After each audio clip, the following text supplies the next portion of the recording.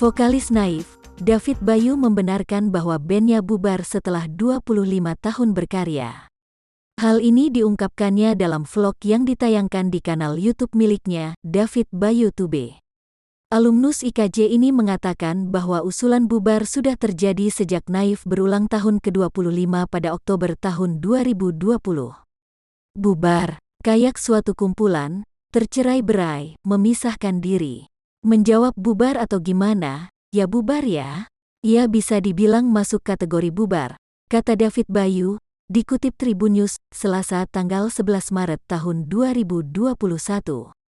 David Bayu mengatakan ada beberapa faktor yang membuat Naif bubar, satu di antaranya yakni masalah internal. Masalah harus ada, masalah internal selalu ada. Jangan pernah bilang enggak ada masalah.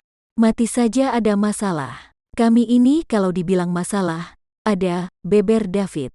David menjelaskan, pandemi virus corona yang sudah terjadi sejak Maret tahun 2020 lalu, menjadi faktor pemisah antara personel Naif.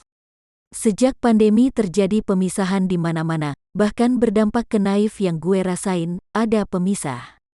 Gue melihatnya seperti lagi diajak, jelas David.